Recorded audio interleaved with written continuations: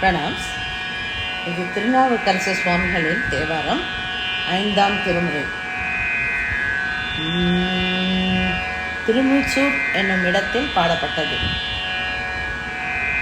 நூறு மல்லிகை கோவிலம் செண்பகம், நூறு மல்லிகை கோவிலம் செண்பகம், வேறு வேறு விரித்த சடையிடை, வேறு வேறு விரித்த சடையிடை, ஆறு கொண்டு கந்தான் திரும்பியச்சோ, ஆறு கொண்டு கந்தான் திரும்பியச்சோ, ஏறு கொண்டு கந்தா இளங்கோவில,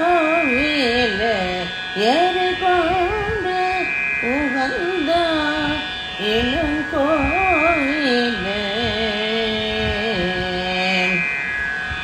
சிவபெருமான் நறுமணம் கமழும் மல்லிகை, வெல்வம், செண்பகம் ஆகிய மலர்களை சடையின் மீது தரித்து கங்கையை கொண்டு விளங்குபவர்.